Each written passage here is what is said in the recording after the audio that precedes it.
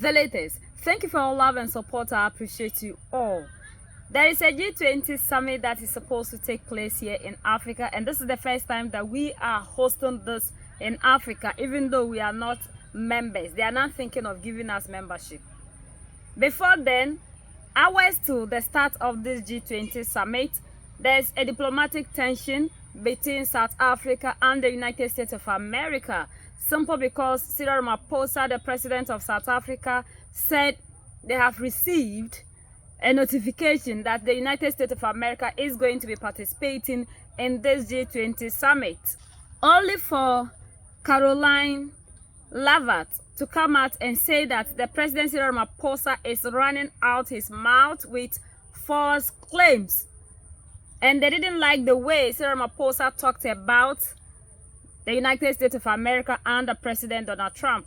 And there was another one who also said that now the G20 is becoming the G100, simply because Cyril Ramaphosa extended the guest list. And this didn't go down well with the United States of America. And the President Cyril Ramaphosa also came back harder on the United States of America, saying that a country's geographical location, the income, or the army shouldn't determine the voice of the person. We are all one people, and enough of bullying. There should be no unwritten rules about those who feast and those who must be settled for scraps.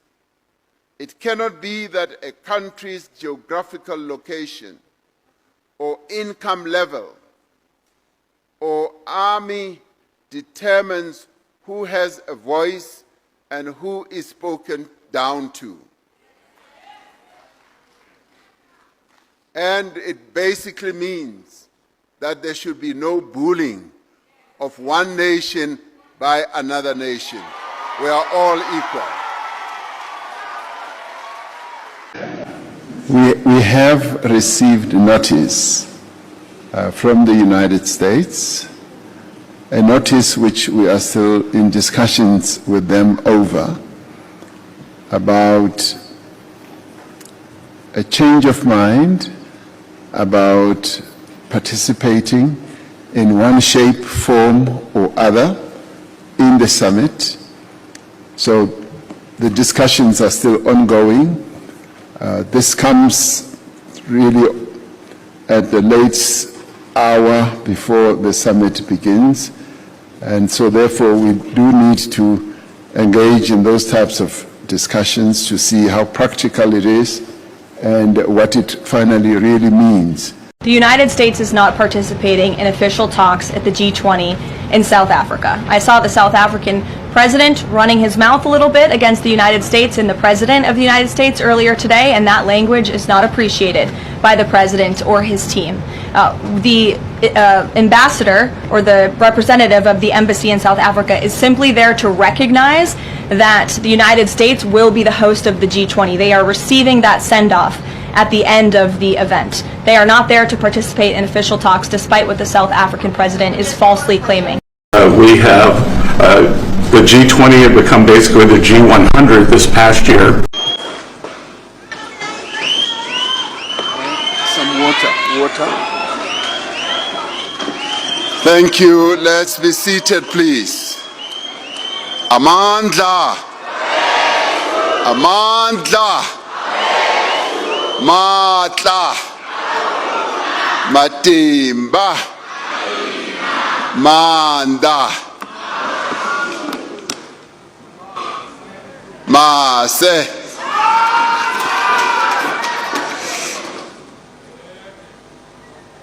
Program Director,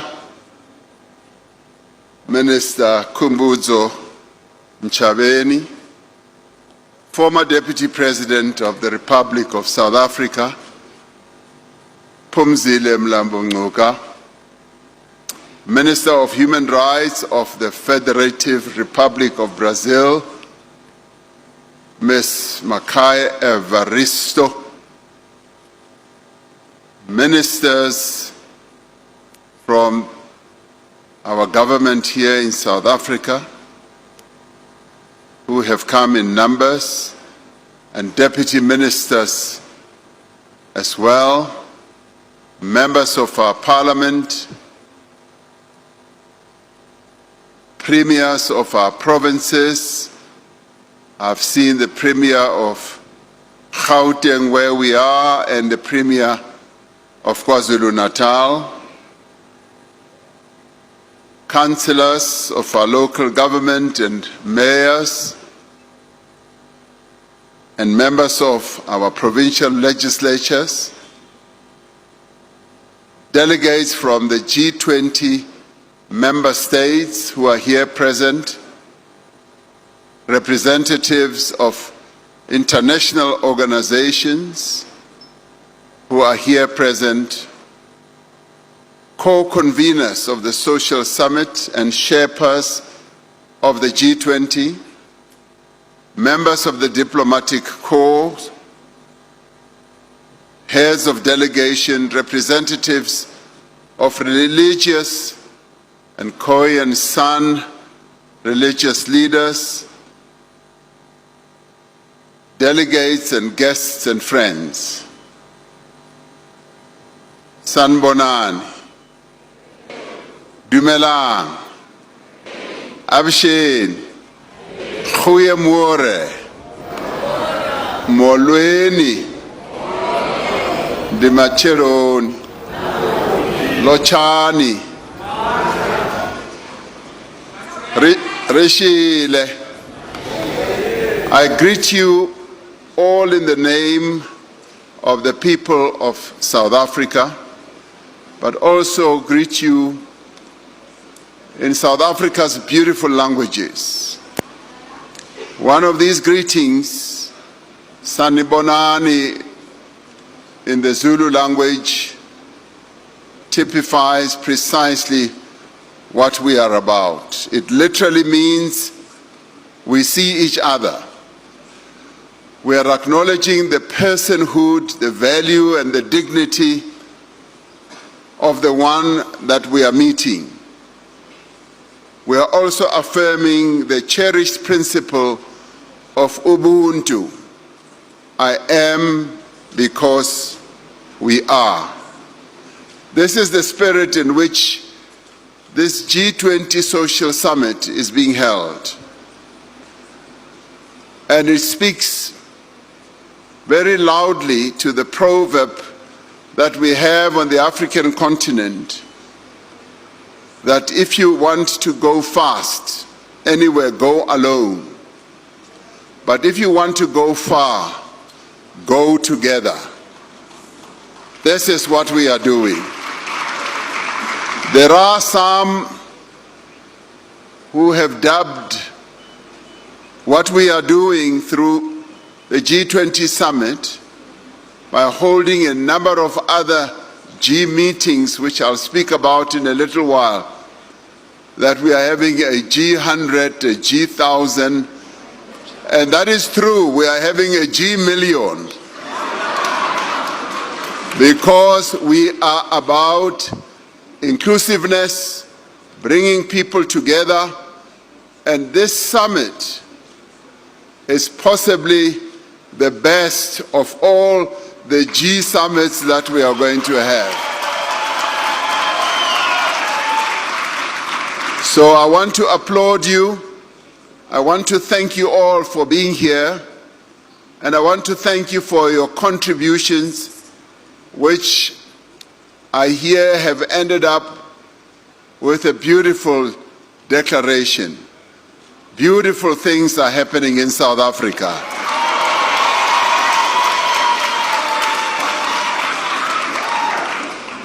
"70 years ago, in 1955, two seminal events took place that would be pivotal in defining human relations in our own country and across the world. The first was the Asian African Conference in Indonesia, in an area called Bandung. It is now known, that meeting, as the Bandung Conference. At the time, a wave of independence was reshaping Africa and Asia. This conference has been described as the moment the Global South began to speak for itself. Like we are doing today, you, as part of the Social Summit, you are getting our people to speak for themselves, not only to be spoken about by the political leaders. It is the people who are speaking for themselves. The delegates to the Bandung Conference made a commitment to advancing peace and equality, to solidarity, to economic and political cooperation that is rooted in mutual respect and justice. The second seminal event of 1955 was the Conference of the People that was held here in Johannesburg in a place called Kliptown. It was the height of the apartheid rule. Repression and oppression was rife in our country. Only a minority of South Africans were privileged, whilst the majority were oppressed and excluded from many things. It was at the Congress of the People that South Africans of all races, all faiths and all creeds gathered to adopt the Freedom Charter, which would be the forerunner to South Africa's democratic constitution.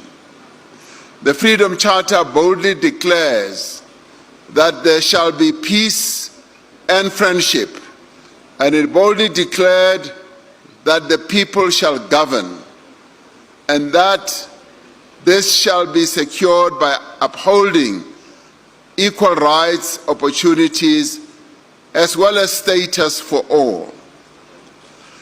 History too will record this year as a milestone for global cooperation.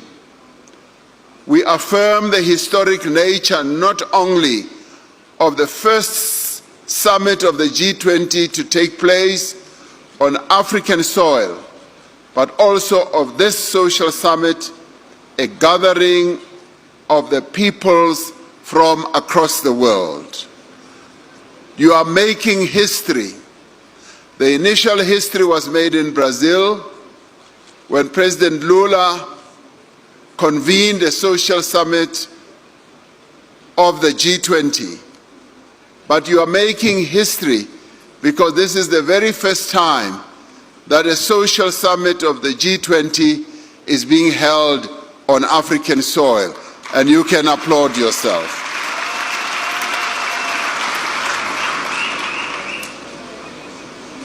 Your summit is taking place at a time of great uncertainty around the world. Political polarization, global poverty, conflict and war, and the growing impact of climate change are threatening global development.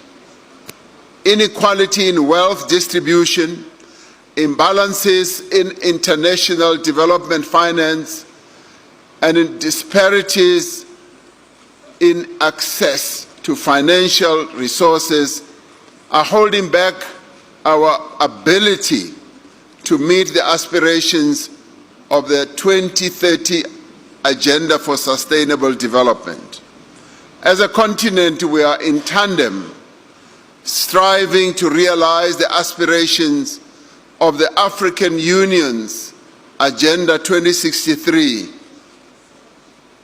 to develop the Africa that we want.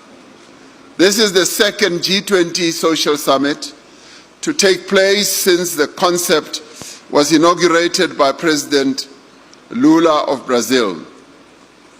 The breadth of representation and the depth of engagement is most impressive.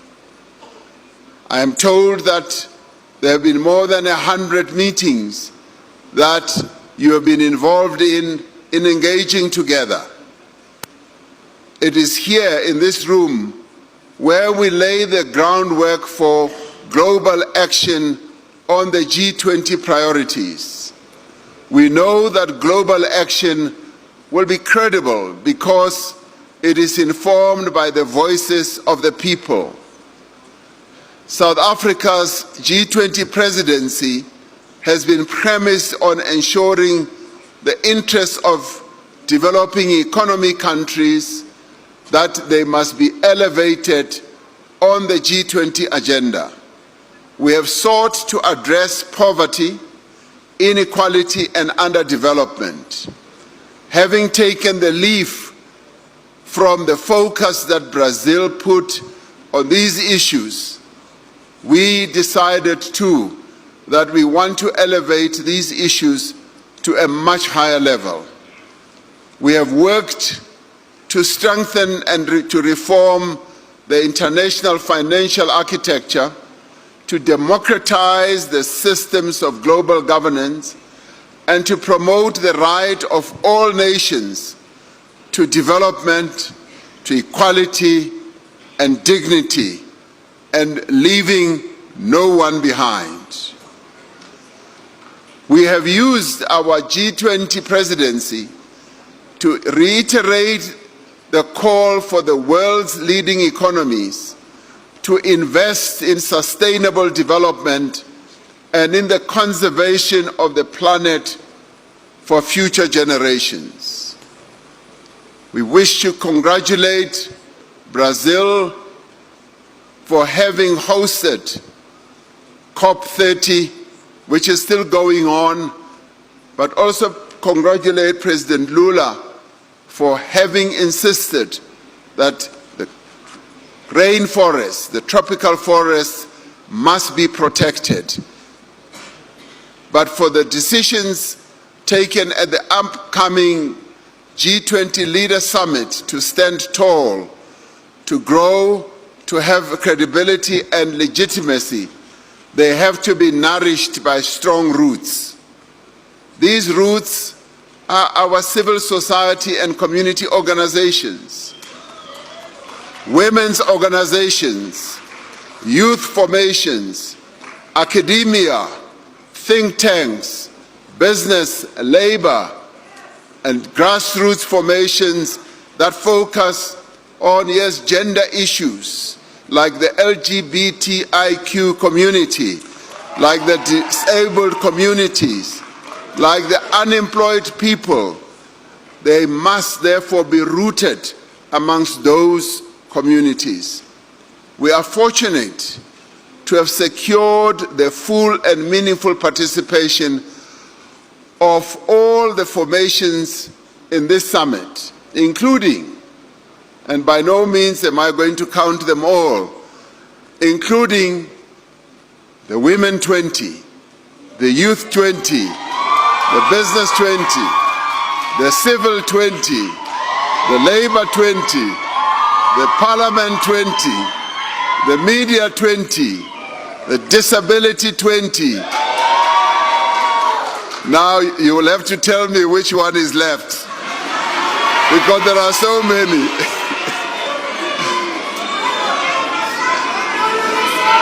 Yes, U20 as well. So there's been a broad and far-reaching consultation over the last year. Now all these 20s have come together, and this is what strengthens your summit, because we should not only focus on the Leaders Summit, which will be starting day after tomorrow. We should be focusing on the people. And let me say that, when the Leaders Summit meets, they meet like in a boardroom. Now your setting here is much more beautiful. So you are better than the Leaders Summit that I am going to be chairing. So you can congratulate yourselves. There have been dialogues on issues as diverse as digital inclusion, equitable transformation, and climate justice. There have been discussions on just and sustainable finance, on media freedom, on strengthening democracy, and the achievement of the Sustainable Development Goals. Delegates to this summit have recognized the need to build resilience and inclusive value chains to protect vulnerable countries from increased volatility, particularly in global trade. The Social Summit has reaffirmed the importance of an inclusive transition to a low-carbon, climate-resilience economy that is guided by those most affected. Delegates are calling on the G20 Leaders Summit to demonstrate leadership in scaling up global water investment for the benefit of all. The G20 Social Summit has sought to ensure that global leadership protects society's most vulnerable. Today is World Children's Day, when we commemorate the adoption of the Convention of the Rights of the Child. This was the first global UN convention ratified by the newly democratic South Africa.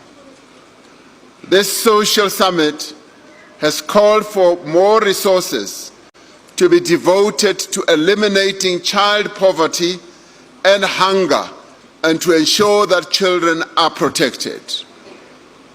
Our own government, having realized that in some parts of our own country there are challenges about child hunger, is going to be doing something quite significant to address the issue of hunger and poverty amongst vulnerable societies. We are going to be focusing on that. Progressive deliberations at this summit have culminated in the calls for greater political commitment to advancing young people's access to opportunities. It has called for the health and well-being of women and children to be prioritized and for greater representation of women in all facets of society. Gone should be the days when women are relegated to the back of everything that happens in society. We should actually be saying, this is the century of women. We all need to be treated equally, and that is the reason to which always we call African leaders that we need to unite. People are able to take advantage of us because always they know that we are divided into smaller nations, and for that matter they have access to pass through. If Africa was having just a president, one army, one currency, our economy would have been bigger, and anybody that is going to deal with us will deal with us with respect. But because of the way things are, that is why people are doing this to us. And the unity of Africa is very important, because Africa, we are over 1.something billion. Look at China. Everybody treats China with respect because China is having one army, one leader. So anybody that is dealing with China is not dealing with the smaller nations and their heads, but is dealing with just one president. So Africa, this is a lesson. Even though they face all these things, but no matter how we call them to unite, it becomes a problem. They sit in African Union to talk about the unity, to talk about one army, how we need to even trade more among ourselves. But when they get up, they don't do what they say. So Africa, until we are able to unite and do things together as a people, this is what we will be facing. Because how do we have people talk to our head of state in this 21st century, 2025, this way? This is not acceptable. This lady will never talk to Emmanuel Macron this way, Xi Jinping, or any world leader except African leaders that she will always talk down on. And we need to wake up. because these things that are happening are affecting we the youth. Maybe our leaders don't see the pain in what is happening, but we the youth are seeing it, and we are not happy with what is happening. And that is why always we are calling our leaders to do the needful. We know what to do in order to get what we want, but these people dividing us in this smaller portion as countries and with these borders wouldn't help us. Until we are able to do away with these borders, these restrictions, we can never make a headway, and we can never set the continent free. Africa deserves all the respect that we are giving to other people. Enough of what we are receiving from other people, because we have all it takes to be like other nations.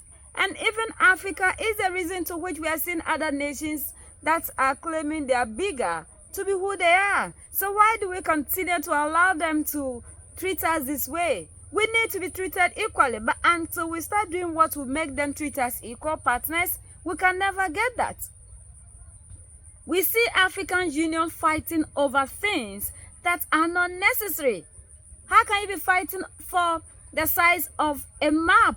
It doesn't change what's happened. Just look at what is happening to a head of state, how a head of state is being spoken to.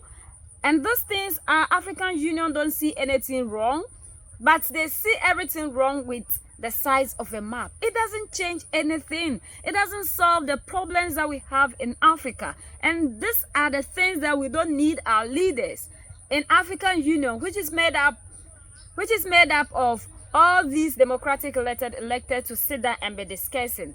The size of a map doesn't matter. We need to put our energy into things that will bring something meaningful for the continent and for us to move forward. We need to have something that will keep us united, that when people come, they deal with us as a people and not individual countries. This is the time for our leaders to, at least for the sake of the future generations to come, to do something.